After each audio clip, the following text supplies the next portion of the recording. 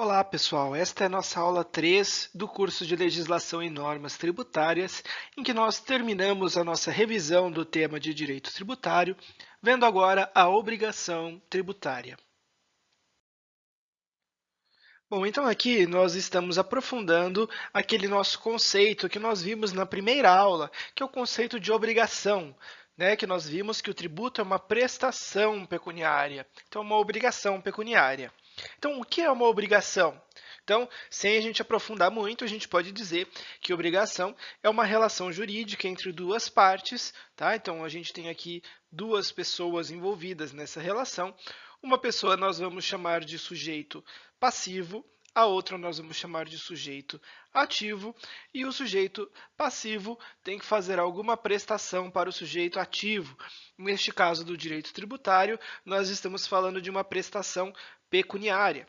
Então, envolve a entrega de algum dinheiro. É uma obrigação que envolve dinheiro. O sujeito passivo tem que pagar para o sujeito ativo, né? E o sujeito ativo tem o poder de cobrar. Então, neste caso aqui no direito tributário, a gente diz aqui que o contribuinte tem um débito tributário, ele tem que fazer um pagamento do tributo, e o sujeito ativo, que é o fisco, tem um crédito tributário, então ele tem direito de receber o tributo. Isto é obrigação tributária. Então, a obrigação tributária é uma obrigação que envolve o tributo, que é justamente aquela prestação pecuniária compulsória que não se constitui de sanção por ato ilícito, em moeda ou em cujo valor nela se possa exprimir, instituída em lei e cobrada mediante procedimento, mediante atividade administrativa plenamente vinculada. Tudo bem? Então aí você dá uma olhadinha na nossa primeira aula para ver de novo esse conceito de tributo. Tudo bem? Mas aqui nós temos basicamente essa ideia de que nesta relação tributária nós temos duas pessoas,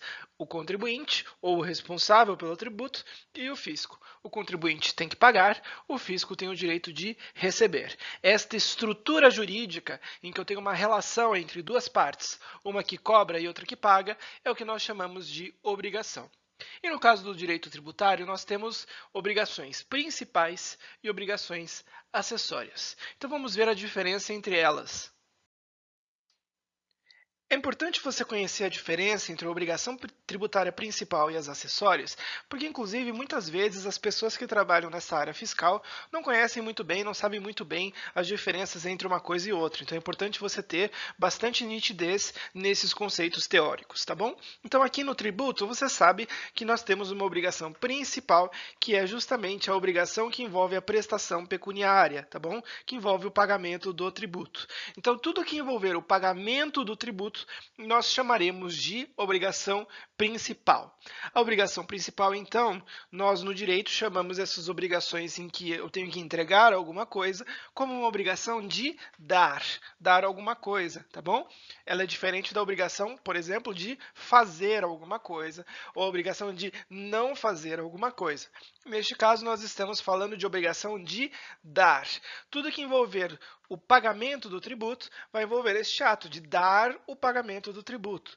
Tudo bem? Então, o sujeito passivo é aquela pessoa que dá o pagamento do tributo, com o perdão da piadinha infame. Tudo bem? Então, o sujeito passivo, para você não esquecer mais, é o que dá o pagamento do tributo, é o que paga. O sujeito passivo, né? P de passivo, P de paga. O sujeito passivo paga, tudo bem? Então, o sujeito passivo paga o tributo e o sujeito ativo, que é o fisco, cobra o tributo. Tudo bem?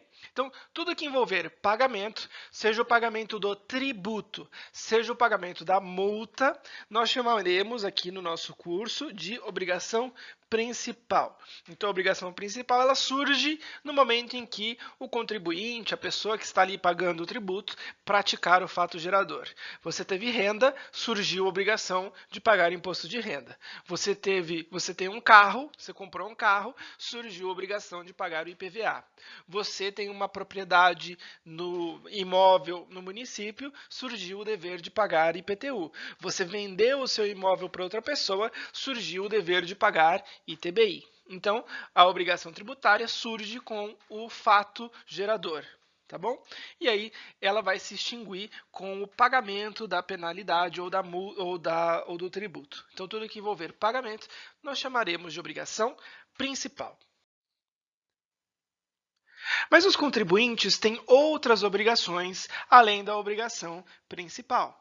Então, o grande exemplo é o imposto de renda, né? No imposto de renda, todos nós sabemos, você precisa fazer uma declaração anual de ajuste lá do seu imposto de renda para justamente declarar para o fisco quais foram as rendas que você teve e verificar se você precisa recolher alguma diferença, se o fisco acabou te tributando mais do que devia, então ele vai te restituir parte do tributo, né? Parte do valor que você pagou a mais, né? Então, você tem que fazer uma declaração. Tudo isso que envolve deveres que estão relacionados com a atividade tributária, mas não envolvem o pagamento do tributo, nós chamamos de obrigação acessória. Então, a obrigação acessória, diferente da obrigação principal, que é uma obrigação de dar o pagamento, a obrigação acessória é uma obrigação que envolve fazer alguma coisa. Então, fazer a declaração, fazer a emissão da nota fiscal, ou até mesmo não fazer, que é o caso aí de não impedir a fiscalização, não impedir que o fisco acesse informações que são relevantes e que estão previstas em lei que o fisco tem o direito de acessar. Então, a obrigação principal é o pagamento do tributo. E a obrigação acessória é o conjunto de outros deveres que você tem que fazer para justamente viabilizar a cobrança do tributo e a fiscalização do tributo.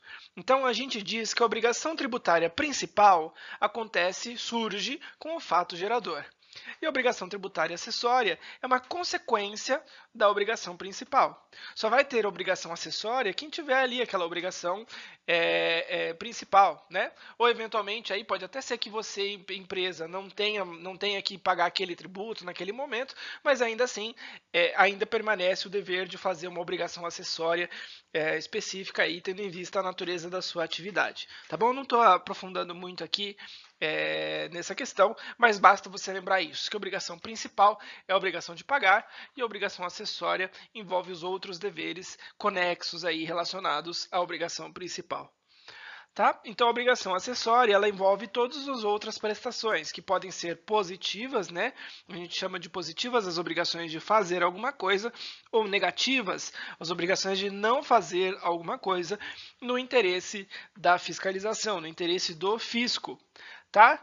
Olha só, aqui pegadinha, né? A gente não vai aprofundar muito nisso, mas é uma pegadinha que é o seguinte: quando a obrigação acessória deixa de ser cumprida, ela se transforma numa obrigação principal. Isso é super estranho, mas é justamente porque a obrigação principal é a obrigação de pagar. Então, se você descumprir uma obrigação acessória, isso vai gerar uma consequência, que é o pagamento, a necessidade de pagar uma multa.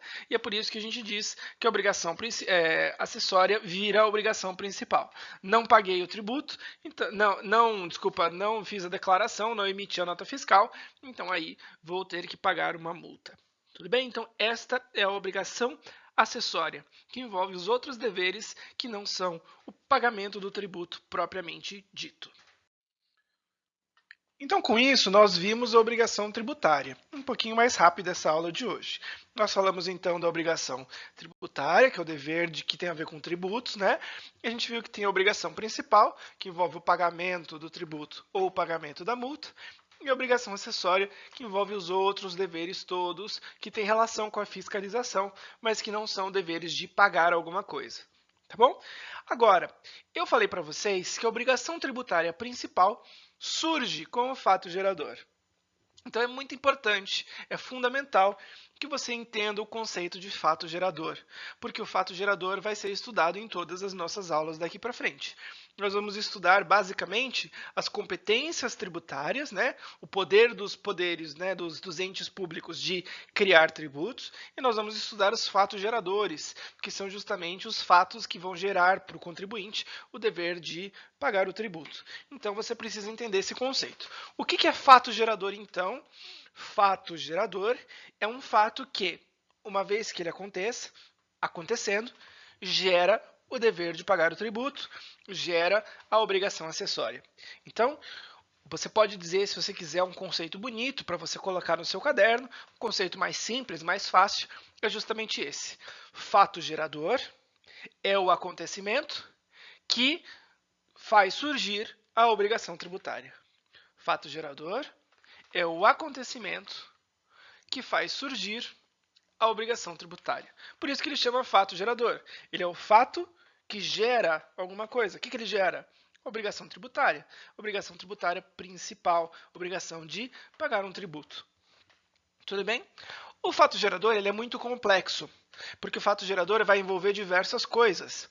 A lei tributária vai ter que descrever o que é o fato gerador, quando que ele acontece, em que local ele acontece, vai ter que definir quais são as pessoas que praticam aquele fato gerador, ou que podem praticar aquele fato gerador, e vai ter que definir quais são as consequências daquele fato gerador. O que vai gerar? O dever de pagar que tributo? Qual é o valor desse tributo? Como é que eu calculo o tributo? Então, justamente para tentar facilitar o nosso estudo da legislação tributária, é que alguns estudiosos, alguns autores, propuseram aqui uma estrutura que nós chamamos de regra matriz. Então, no nosso curso, nós estamos usando aqui uma regra matriz que é adaptada dos trabalhos de principalmente dois professores, o professor Geraldo Ataliba e o professor Paulo de Barros Carvalho. Então, aqui nós estamos dividindo o nosso estudo aqui do fato gerador em 5 elementos. Então, a gente vai pegar todos os tributos que a gente vai estudar, né, todos os impostos que nós vamos estudar, e nós vamos olhar os fatos geradores desses impostos, dividindo este fato gerador em 5 pedaços diferentes, 5 elementos diferentes, tá bom? Então a gente vai estudar aqui o elemento material, que é o pedaço do fato gerador que diz o que está sendo tributado. É a descrição aqui, a descrição do fato que gera a cobrança do tributo. Então, por exemplo, aferir renda, ser proprietário de um imóvel urbano, ser proprietário de um imóvel rural, praticar, importar uma mercadoria, exportar uma mercadoria, circular uma mercadoria, prestar um serviço. Então tem diversos fatos aqui que a gente pode dizer que é a descrição do fato que acontece e que gera o tributo. Acontece que isto não é por si só suficiente. Então vamos imaginar, por exemplo, que eu tenho a cobrança aqui do ISS. O ISS é curioso, né? Você prestou um serviço. Tá bom. Só que você tem um estabelecimento em um município e prestou o serviço no outro município. Então, para qual município você paga o ISS? Para o município do estabelecimento, para o município do local da prestação do serviço ou para os dois?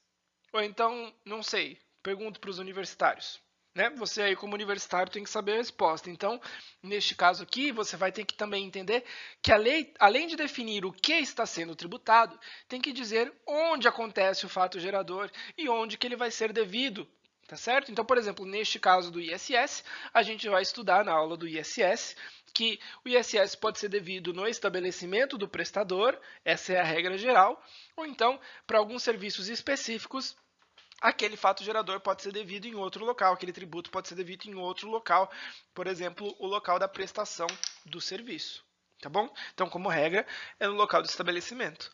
Mas então o fato gerador, a lei tributária que define o fato gerador, tem que dizer não só o que está sendo tributado, mas também tem que dizer onde eu vou ser tributado. Além disso, a lei tributária tem que dizer que momento acontece a cobrança do tributo. Em que momento que eu considero que aquele fato gerador aconteceu? Então, vou pensar mais uma vez em mais um exemplo. Você lembra que na nossa discussão do imposto de importação, né, que a gente está revisando, mas você pode ver de novo, você vai ver na aula de imposto de importação, que é possível aí que justamente porque esse imposto é extrafiscal, ele pode ter uma alteração no valor do imposto de importação do dia para a noite. E é importante saber, aquela mercadoria que estava no porto parada, vai pagar qual alíquota de imposto? A alíquota antiga ou a alíquota atual?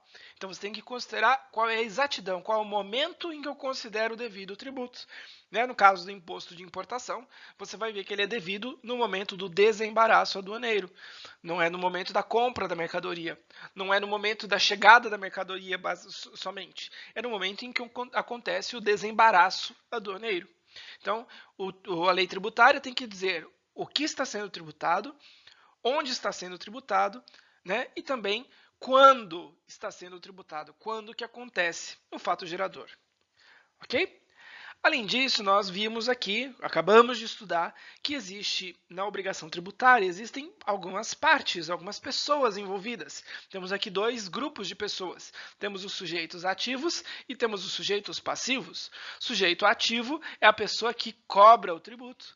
Então, é quem tem capacidade tributária ativa, que é a pessoa que cobra o tributo. Diferente do sujeito passivo, é a pessoa que tem capacidade tributária passiva, que é quem faz o pagamento do tributo. Então, aqui a lei vai ter que dizer quem é o sujeito ativo e quem é o sujeito passivo. Quem que pode cobrar este tributo e quem que vai ser obrigado a pagar esse tributo. Mesma coisa, então, por exemplo, imagine que você vendeu o seu imóvel para alguém.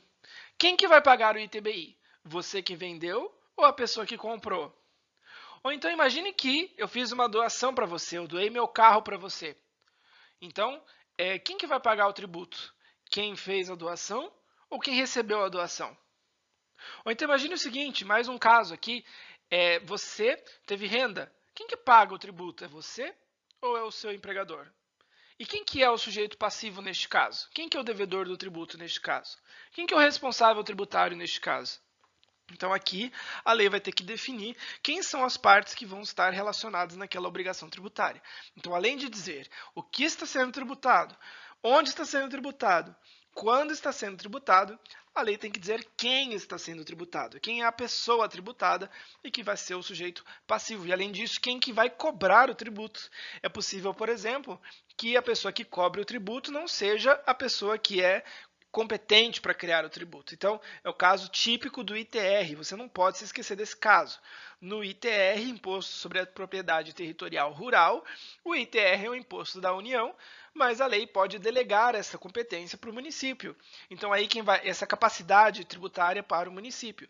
Então, por mais que o ITR seja um imposto federal, quem tem capacidade, quem vai cobrar o ITR é o município. E por fim, nós temos aqui o elemento quantitativo. Então, a lei tributária vai ter que dizer quanto de tributo você vai pagar, porque afinal de contas eu não posso falar assim, ó, me dá aqui toda a sua renda que eu estou tributando aqui, seu imposto de renda. Eu tenho que dizer qual é o valor da renda que eu vou tributar, o que eu considero renda aqui para fins dessa tributação e qual vai ser a alíquota, qual vai ser o percentual da renda que eu vou tributar. Aqui você tem que lembrar o seguinte, o valor total do tributo que você vai pagar, então o valor do tributo, geralmente é o resultado de uma multiplicação, a base de cálculo e uma alíquota. Então, o valor do tributo devido vai ser o resultado de uma multiplicação entre a base de cálculo e um percentual daquela base de cálculo. Então, a base de cálculo vai ser o valor daquela operação que está sendo tributada e a alíquota vai ser um percentual sobre aquela operação. 1%, 2%, 3%. E aqui a base de cálculo vai ser o valor do veículo, o valor do imóvel, o valor da renda, tá bom? Dependendo de qual é a operação que eu estou tributando.